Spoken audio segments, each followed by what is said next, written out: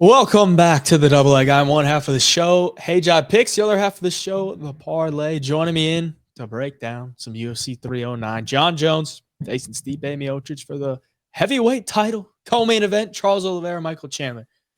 I think the pay-per-view overall is pretty weak, but that doesn't mean I'm not going to be watching it on Saturday. We're going to go through and break down every single fight on the card. We got 12 fights to go through. But before we jump into that, let's talk about last week, UFC Vegas. One hundo. How'd it go for you? Terrible. And oh man, I took some spreads on some fighters that just could not get it done and got finished. Cody Stamann being one. I thought he looked really slick on the feet leading up to the flying knee. He was landing good combinations. Thought he if he mixes in a takedown or so there at the end, he steals that round and we're smooth sailing. He loses. GM3 can't win a round. He gives up and loses. I hit Charles Radke for my biggest play of the night. I hit the over in the Romeus and Bolaños fight. And then all my other overs, these fights, they decided to go back to the old gloves or something. And it was just a rare card where we're getting all of these finished, especially in 2024. It was wild to see. Completely screwed me. So, yeah, I thought Jillian Robertson could bring me back and get that either TKO or the round 2 or round 3 finish by sub or TKO. And she had the mount multiple times, man, just couldn't do anything with it. So that was frustrating. Yeah, all of a sudden, Pinheiro had some cardio.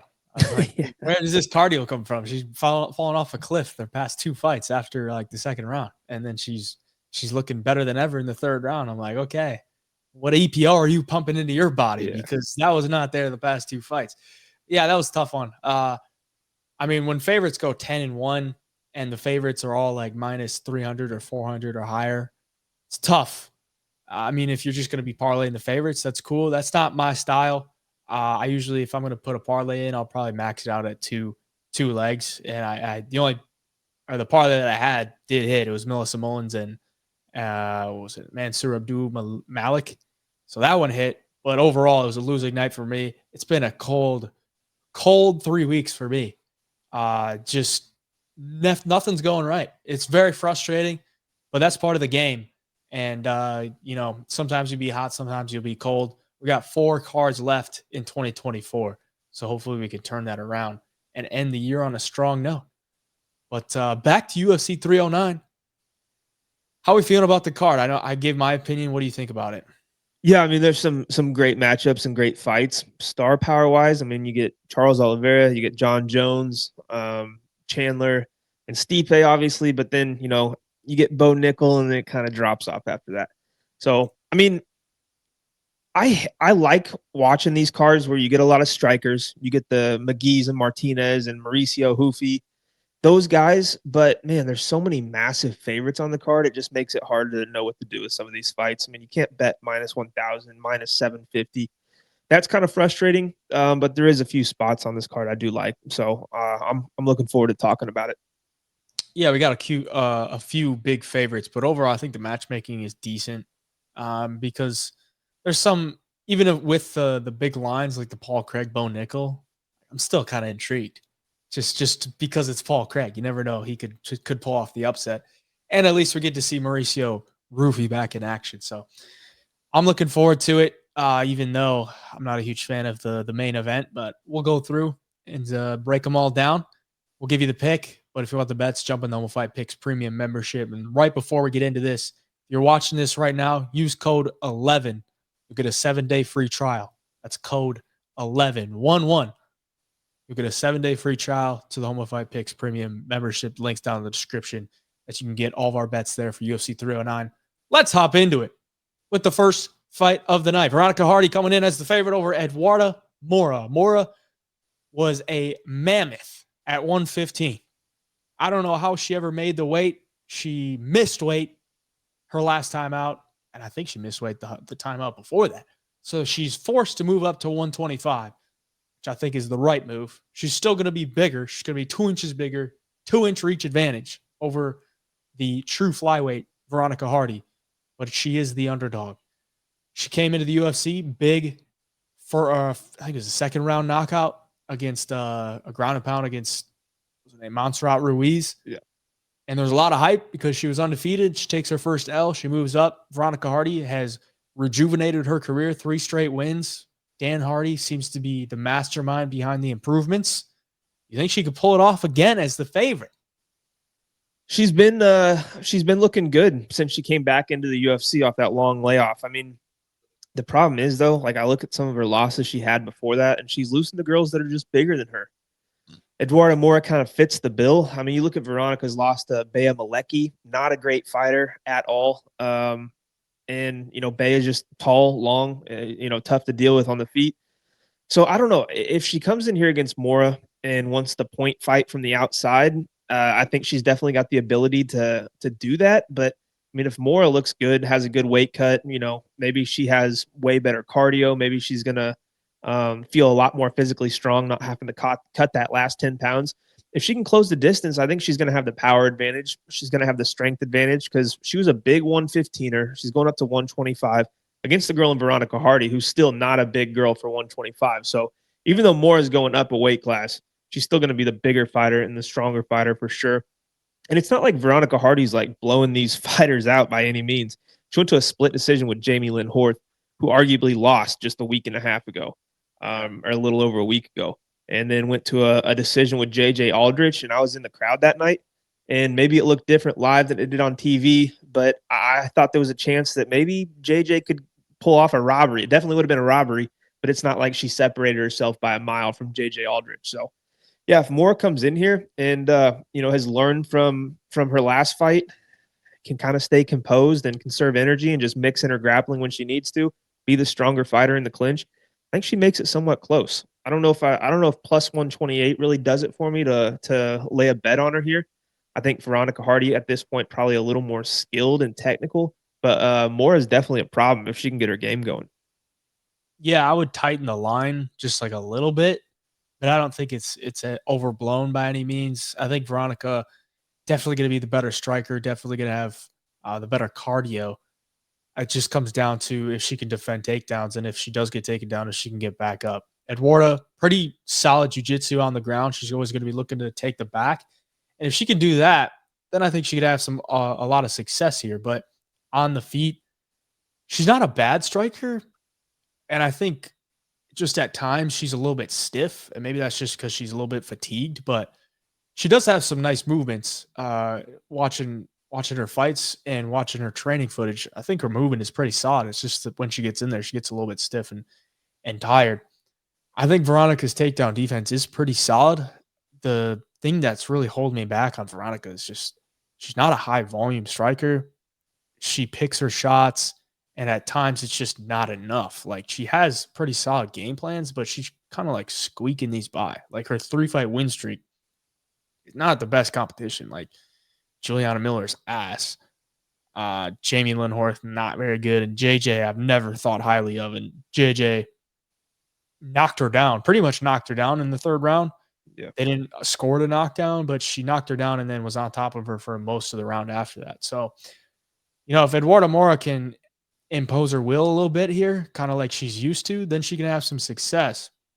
And even if she doesn't, like, I don't know if Veronica Hardy's stand-up is going to be enough. Like, she just doesn't really separate herself too much. So I am tending to lean towards the dog. Like you said, plus 128 is not, I don't think it's the greatest value. But I do tend to lean with the women's grappler in this matchup. So I'm going to go with Eduarda Moura for the pick. I like it. Moving on, we got Oban Elliot taking on Basil Hafez. Hafez is the underdog, and he is growing by the minute. He's up to plus 205, the latest that I just checked. Oban Elliott sits at about minus 240, minus 250. Oban's going to be the younger fighter here, coming in undefeated in the UFC, 2-0, coming off the Contender Series, coming off of the Cage Warriors career. He looks like the best Welsh fighter in the UFC right now.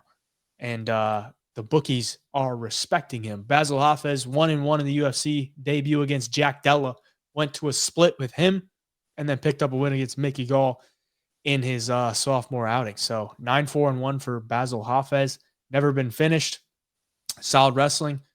Decent striking. Never been knocked out. He's got a granite chin. I think he can maybe pull this one off. What do you think? No, I agree. I feel the same way. And, Hafez, I think he's going to have better striking than Preston Parsons did, Obon Elliott's last fight. And, it all comes down to it for me is that Obon Elliott is a decision fighter. This guy hasn't had a finish, let's see, since May of 2022, which was 7 fights ago.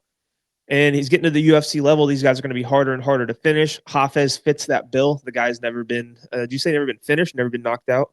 Never been Never been. finished, right? Yep. Yeah. And, if Oban wants to go to the grappling, I think he's going to struggle a little bit there, physicality wise with the strength. Hafez is a very strong dude. The guy's got a motor. He's going to dog it out for all 3 rounds.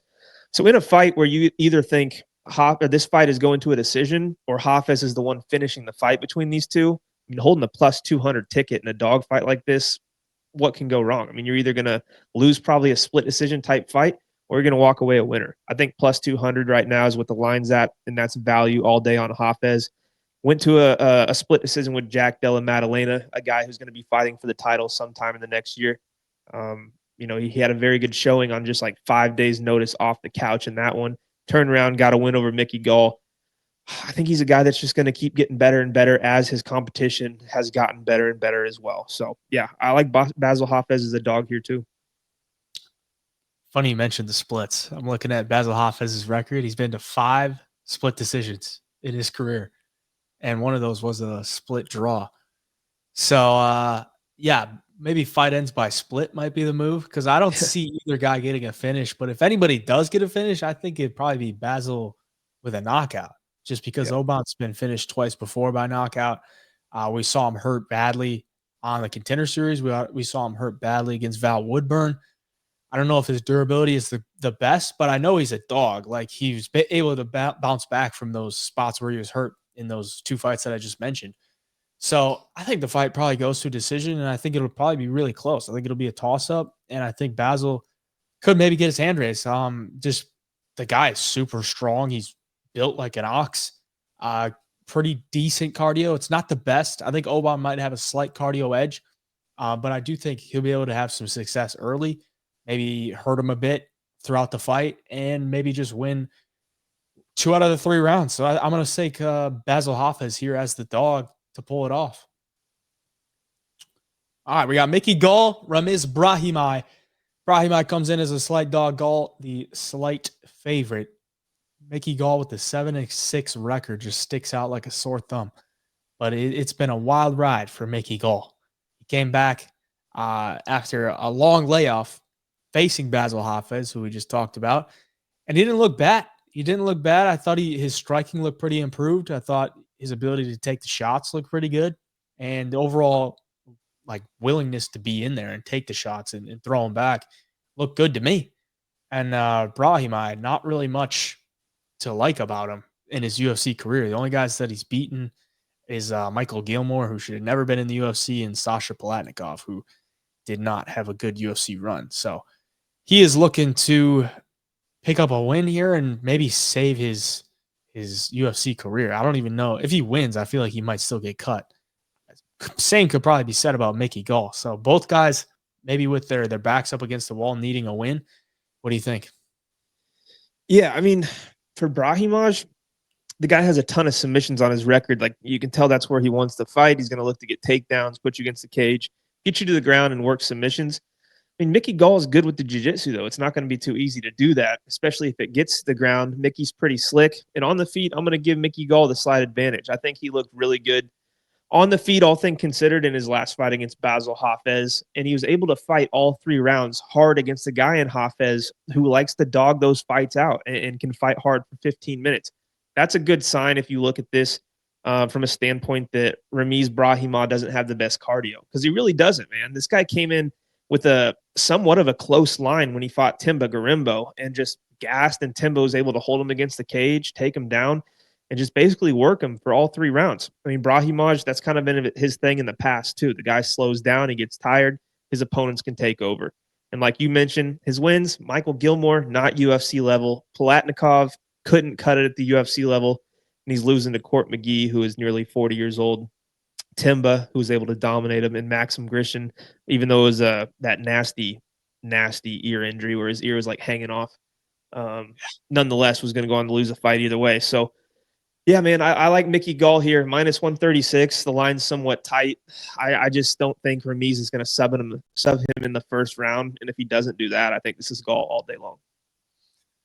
Yeah, I'm going to take McGhee Gall as well. I think Gall, the striking improvements that we saw from him after the layoff looked nice to me. He trains down here at Killcliff. It's a good camp to improve your striking. And I think we'll see him have an edge on the feet against Brahimaj. And I don't know that Brahimaj is going to be able to do what he does on the ground because he's kind of submission or bust. I don't really see him pulling off a sub against McGhee Gall. So I'll take Gall for the pick. I don't know that he finishes Brahimaj, but I think he could probably edge a decision here. All right, we got some heavyweights. Marcin Tybura and Jonathan Diniz. The line is set at a pick'em. It's a short notice fight for both guys. Diniz was supposed to fight a couple weeks ago against Derek Lewis. That fight gets canceled. So in steps Diniz versus Tybura. Tybura, 39, almost 40. Long UFC career. Diniz trying to make his name. Still undefeated, coming off the win against Carl Williams.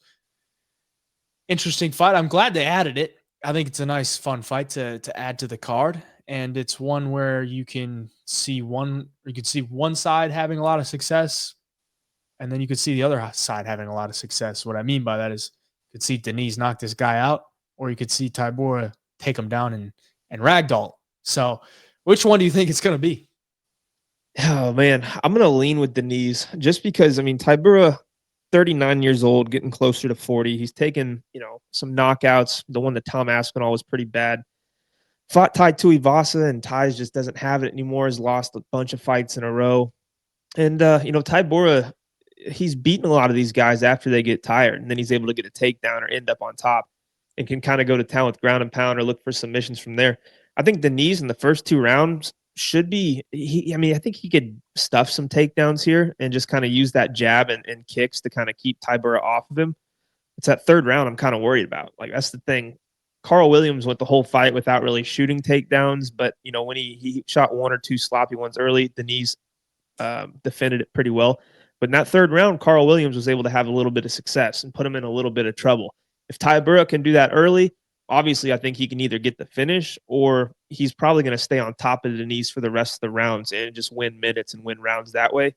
But I mean, I'm just not confident in Tybura's chin. I like Diniz's striking. I think the kickboxing is pretty good for a heavyweight.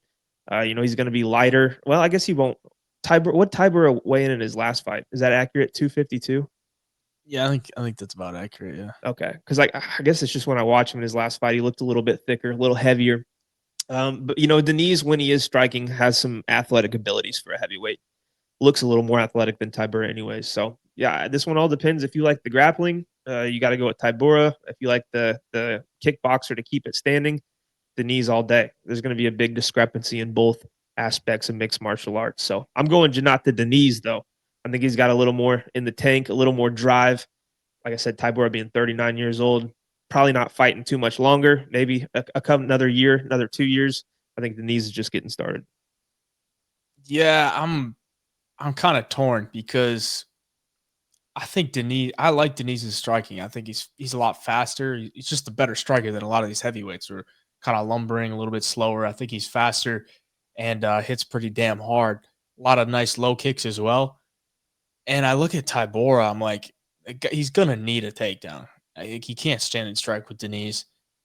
And I look at like when he's getting takedowns, like the takedown against Tai Tuivasa, he was almost knocked out before that. Like he was bloodied up. He got hit with an elbow. He was on skates, and then he finds the takedown and then subs him. And then the only other takedowns is one against Blagoy Ivanov, which was late in the fight, didn't even matter. And then the other takedown before that was Walt Harris, where he almost got knocked out before he got the takedown again.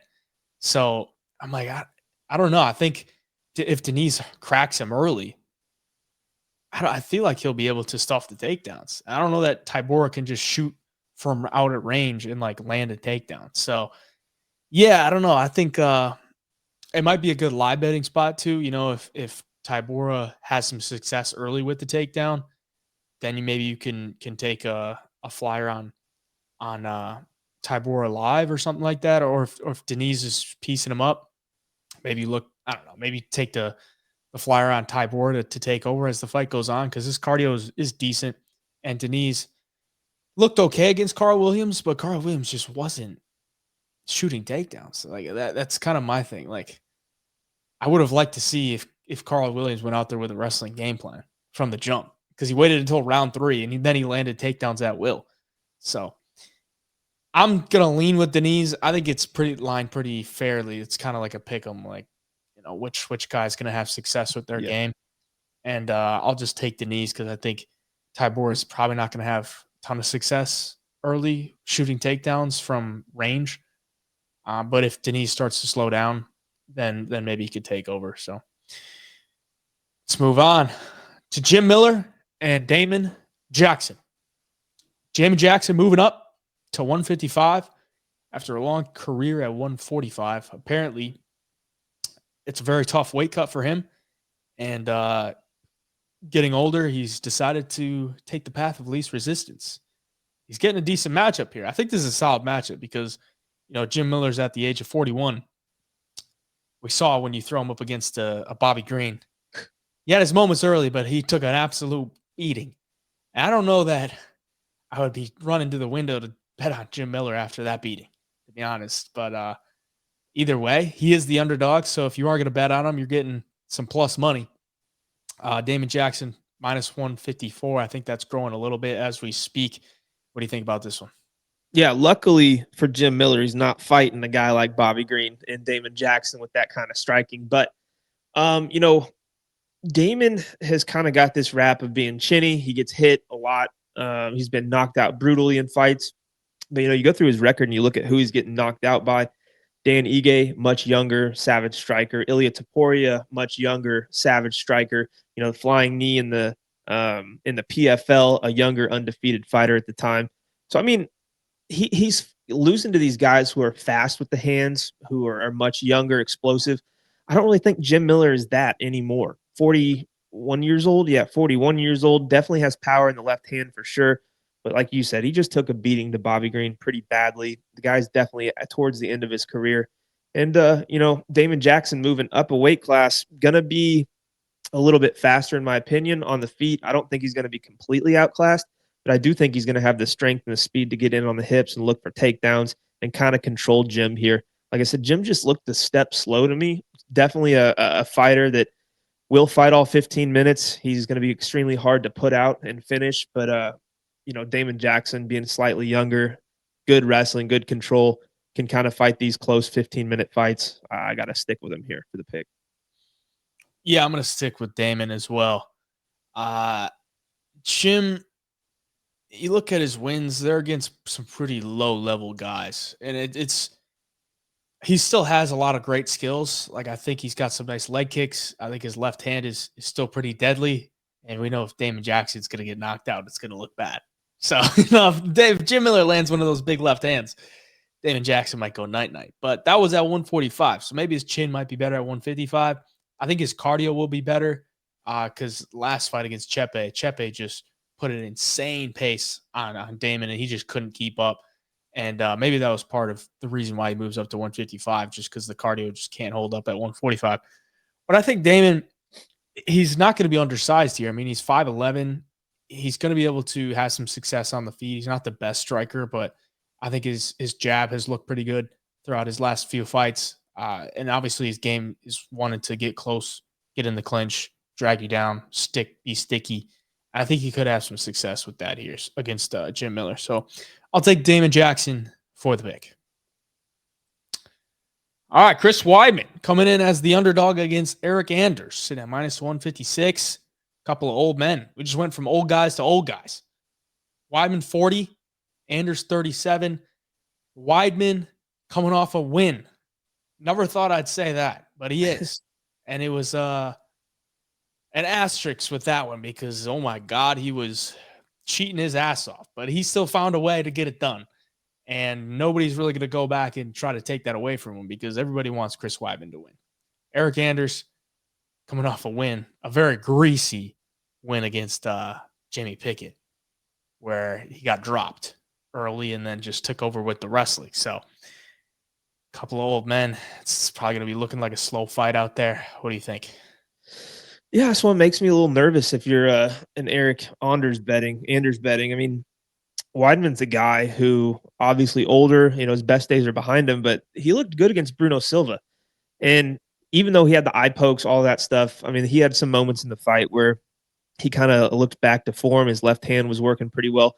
But the one thing now that we've seen Bruno Silva fight a few more times, I mean, the guy looked awful just a few weeks ago. I mean, Bruno looked like he was a Yeah. shell of himself times 10. So, maybe that Weidman win doesn't hold as much weight.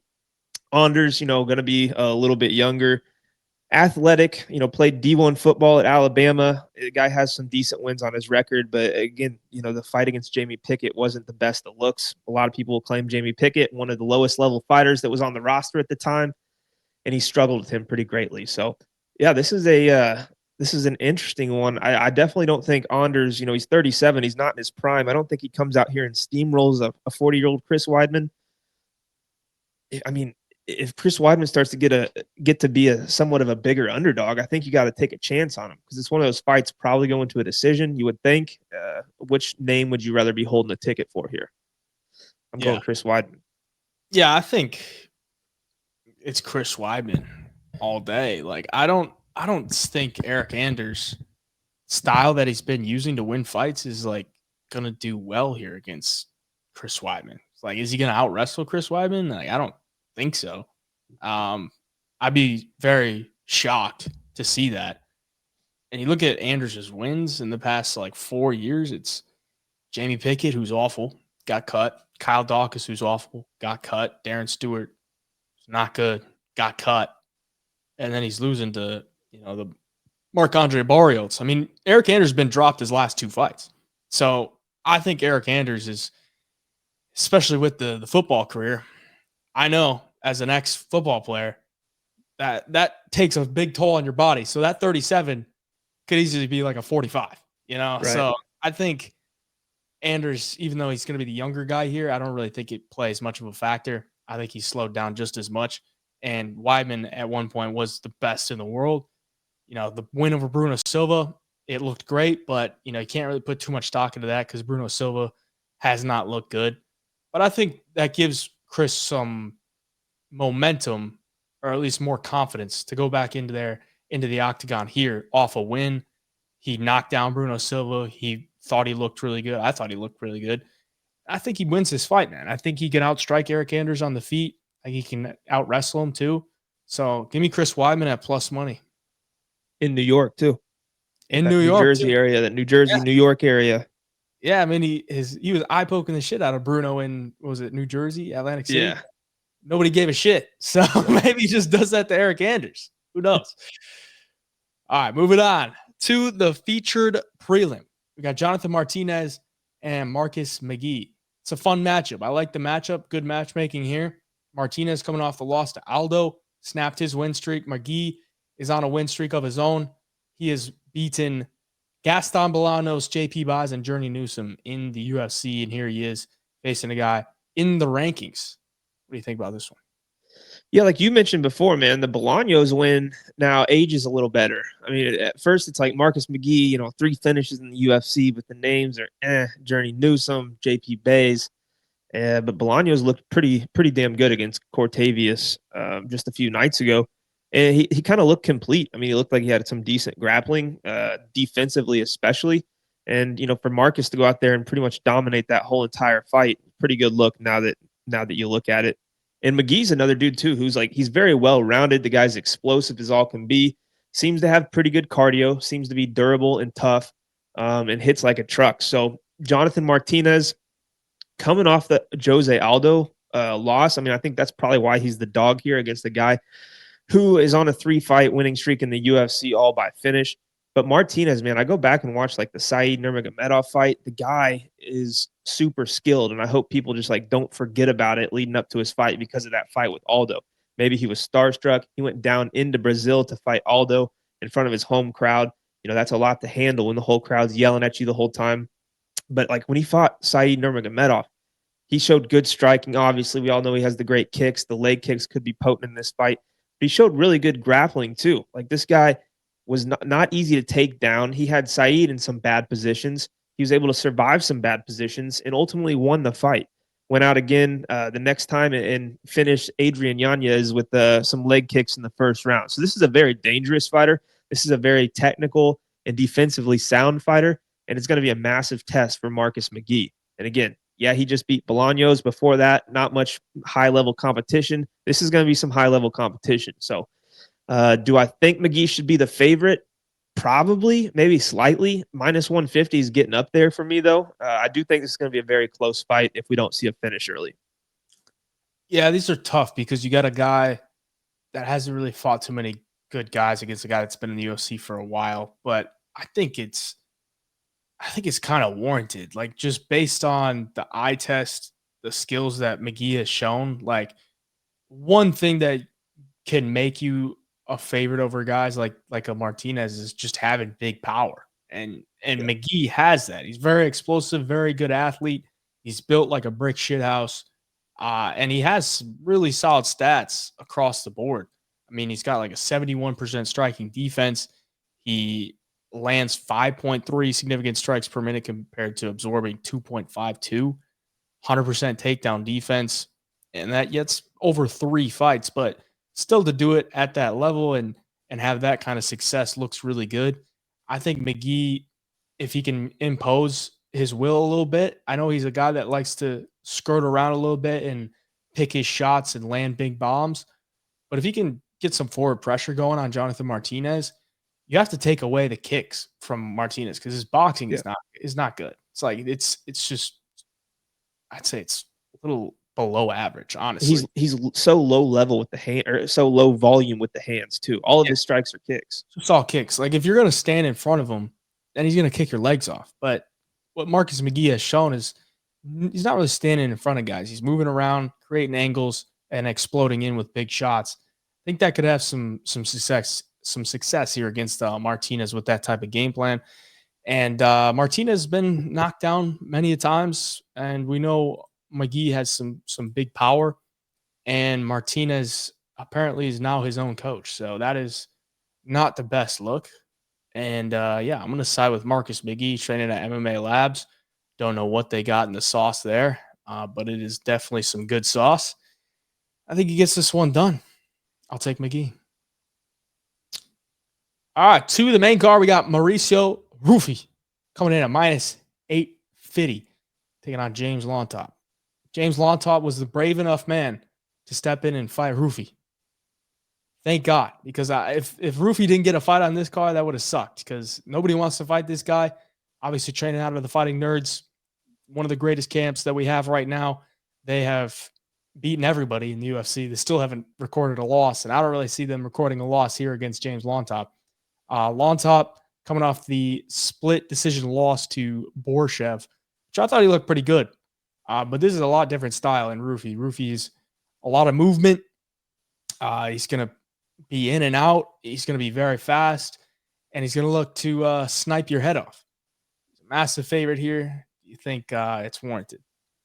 I do, man. This is the lightweight Carlos Prates, same camp, big striker. He's so accurate, man, and he's so smooth and technical with it. I mean, you look at Llontop, he's had a couple of tough fights. Chris Padilla came in short notice and beat him. Then he loses a close fight to Borshev. But, I mean, Borshev is good. He's just so up and down. You never know what you're going to get. And, Ruffy, I think his striking here, his power is going to be too much to handle for Llontop. I don't really have much else to say about this. I just think Llontop's going to be a step behind him at all times here. And Ruffy's just going to find the finish. I think I don't want to say crazy, but like minus 850 is a little bit much because maybe it's just me because I'm thinking back to the Contender Series when I got him at plus 180. Like you got him at plus 180 and he was probably going to lose that fight to, what was his name? Raymond Magomedov. Like, it was a close fight, but Raymond was probably up. And he was about to lose that fight. And then he came back in round 3 and TKO'd him with 15 seconds left. If that doesn't happen, it's not in the UFC. So I think Ruffy wins. I think the line is a little bit crazy. Llontop has a crazy good chin, but Ruffy, his ability to find angles and the movement is going to present a lot of problems for Llontop because Llontop's pretty rooted to the ground, a little bit stiff, and Ruffy could easily take his back too. I don't think Llontop's submission defense is good at all. So there's a lot of pass for Ruffy, and I think Ruffy gets this one done. But minus 850. I don't even know if I would I would just leave it out of the parlay. Not worth it to just throw it in there type of thing, but he'll be the pick for me. All right, Kareem Silva and Viviane Araujo. Vivi comes in as the underdog plus 220. Kareem Silva minus 295. I think there's a little bit of action coming in on Araujo. So Kareem Silva down to about minus 250 now. I like this Kareem Silva girl. She's made me a lot of money in the past. Now she's fighting the vets. I mean, she beat Ariane Lipski at the time. I think it was Ariane Lipski. Might not have been. But she won that fight by decision, and now she keeps moving up. Vivi's been around the top 10 for a while. She has gatekeeped some fighters, but at 37, she's getting older, and there's a limited skill set for Vivi. She's going to be solid all around, but she's not going to blow you away in any aspect. Karine, very solid jiu-jitsu, solid wrestling, solid power on the feet. She's a finisher. So I can understand why the line is the way it is. But, these are the tests where you got to pass them with flying colors when you're minus 250. What do you think? Yeah, no, I mean, Viviane has obviously been in there with a lot of the top girls. She is 1-3 in her last 4 fights, but the losses, I mean, Grasso, who went on to become champ, Amanda Hebos can compete with anybody on any given night, and then Natalia Silva, who's just an absolute savage. But, she fought hard in that fight. She fought for all 15 minutes, and that's what you get out of her. A girl that's not easy to put away, a girl who's going to fight hard for the duration of the fight. And she's pretty skilled, and she's very strong as well with a ton of experience. Silva's just like on another level and a different run right now, though. This girl is running through girls. She's dominating fights. I think she's getting better and better, too. She took a couple of back-to-back losses back in 2017 and then fought again in 2019, lost them both, and since has not lost, and she's had a decent amount of fights, too. Competition's getting better and better. She beats Ketlin Souza by round 1 knee bar. Ketlin Souza just went on and knocked out, what's her name, Jauregui pretty early in the – not knocked out, submitted, but basically knocked her out into a submission. Beat Myra Moroz, who has a lot of UFC experience, and then Ariana Lipski she beat as well. So this girl's increasingly fighting better and better girls. She's looking better and better, and I expect none less from her here. I think Viviane being plus 220 might be a little value betting wise. It's just women's MMA, man. And she is getting a tad older. She's taking some damage. Silva's going to dish out the damage, and she's dangerous no matter where this fight's going to be. Yeah, my worry for Silva is she doesn't have it very good takedown defense. In fact, it's 0% in the UFC. And Vivi's shown she's willing to go to the wrestling game in her past 3 or 4 fights. So if Vivi could land some takedowns on Kareem Silva and Silva's on her back, she'd probably be trying to play guard and trying to find a submission because she's going to be looking to finish the fight in most cases. Maybe she just ends up on her back for extended periods of time and she just lets the clock run and then she finds her way to the decision and she just gave up too much bottom time. But Kareem, over the course of 3 rounds, I feel like if she has any IQ, she'll just say, enough of this guard playing, and she'll get back up to her feet, or at least in the next round, she'll look to stand and strike with her. I think she'll be hitting Vivi a lot harder. I think she'll have a little bit more volume. I don't think she's a very high volume striker, but Vivi's not really either. And I think Kareem will hit her with enough. I think she can land takedowns for herself. She's 72% takedown accuracy is insane for a women's MMA fighter. Her takedowns are solid. Her jiu-jitsu is solid. So the pick's going to be Kareem Silva, but personally, I'm not too crazy about the line, just considering what could go wrong. And Kareem, with how many finishes she has, I think she picked up her first win by decision her last time out. Those are the type of fighters where it's like, if they're not finding the finish, are they doing enough to win the rounds? And that's just my worry with this fight against Vivi, but should be the pick either way. And that brings us to Bo Nickal, sitting at minus 1,000 against Paul Bear Jew Craig, plus 560. Paul's 36. He's had a rough go about it. Past few fights. Got knocked out bad by Kyle Bahalio. Got submitted by Brendan Allen. And they give him the Bo Nickal treatment. This is rough for my boy Paul. I love Paul. I love Paul just because he's always the underdog. I don't think he's been a favorite in like any UFC fight. He's always the the wild card. Always the underdog. He's a wild card. And sometimes he just finds a way to win. And he's taken the O of many fighters before. Very, very notable fighters. Jamal Hill, Magomed Ankalaev, Kennedy Nzechukwu. He's taken their O's. And Bo's just 6-0. And obviously he's a great prospect. And he's got all the skills. He's still very green in MMA. So personally, I would be cautious on minus 1,000. Not that many people are going to be playing it straight, but they might just be tossing it in the parlay to add a little juice, thinking it's a free win. I think he wins, but I'm not a guy that would lay minus 1,000 against Paul Craig because we've seen it done before. So that's my take. What's yours? Yeah, no, and like when I say Paul Craig's a wild card, I mean, he's just proven he can beat anybody on any given night, and he can lose to anybody on any given night too. I mean, beating Magomed Ankalaev, round 3 triangle choke, pulled it out of his hat, out of thin air, and ends the show. Then turns around in his next fight and loses to Jimmy Cruton by round 3 Kimura. So he's just a dangerous fighter at any point in the fight. If Bo Nickal goes to the wrestling, he's going to put himself in trouble. If Bo Nickal keeps it on the feet, should be the better striker, should have more power. Paul Craig doesn't ever look comfortable on the feet, but he has a decent kick. Don't really think he can catch Bo. So, I mean, this might be the first time you ever see Bo Nickal with a striking game plan, if I'm being honest. I mean, why put yourself in trouble if you know you've got power in the hands, you've been working on your hands and striking against the guy who does take damage, who is very, very hittable, and who's been knocked out. So, I think it's Bo Nickal by KO. Not even going to mess with the submission here. Yeah, I think this is a setup fight for Bo to showcase some striking, or at least give him a fight where, you know, he'd probably be the better striker because Paul Craig, I don't know how he's had, 17, 18 UFC fights, and he still just keeps his chin way up in the air, and he just throws a body kick. So a body and a head kick, that's really all he does. He just keeps his chin way out there, just waiting for somebody to punch it. So I think Bo probably keeps it on the feet and doesn't try to take down Paul Craig, and he just probably knocks him out. But if he does shoot that takedown, I mean, Paul Craig's going to be – that's like Paul Craig's wet dream when guys shoots takedowns on him because nobody does it anymore. The blueprint is out to beat Paul Craig. It's like just don't even mess with the ground and just go for the knockout, and you'll probably find it. So Bo is the pick at minus 1,000. Shocker there.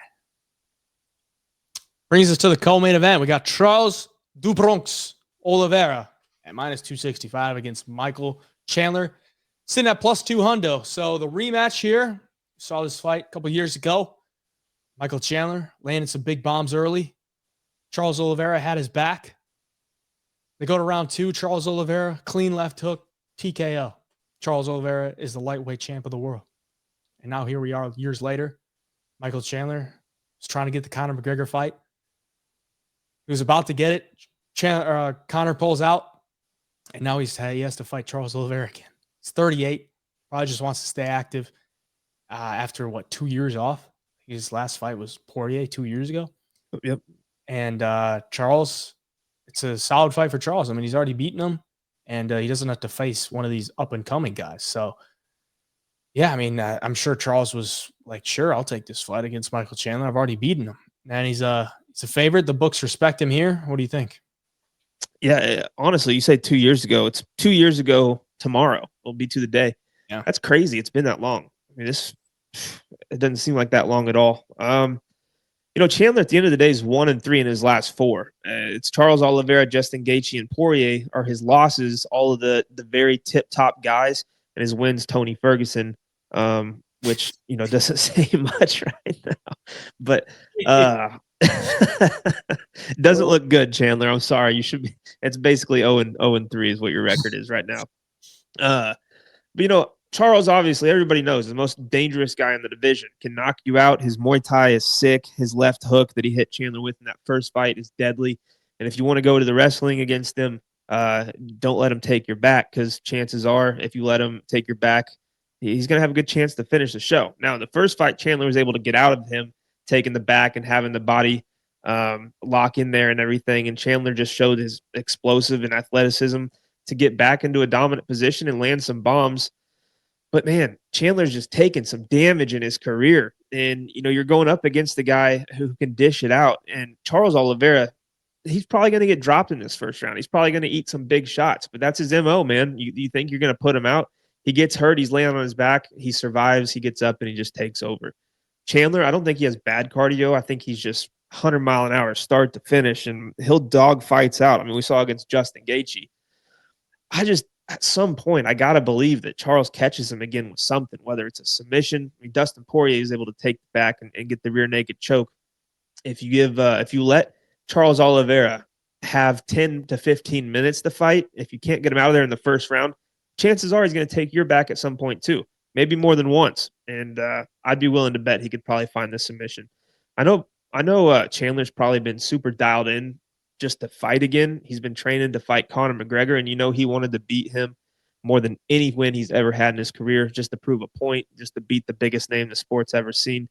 So I expect Chandler to be in tip-top shape. I expect him to have a good game plan and definitely go out there and give it 100% to try to win. But Charles, man, it's so hard to bet against Charles. I mean, if Arman Sarukian's struggling with Charles like that and getting caught in bad situations, kind of think Chandler's going to as well. But there's always that chance, man, that Chandler can find that chin, because he does have a lot of explosiveness and a lot of power. Yeah, I mean, it's a winnable fight for Chandler because he can beat a lot of guys just based on his pure aggression and his ability to put guys out. I mean, he's a tank. He's explosive. He hits hard. He can take a shot. Like he'll get knocked down, but he's not a guy that's just gonna go out cold a lot of times. Like he'll just fight through it, bite down on the mouthpiece, and be throwing bombs at you.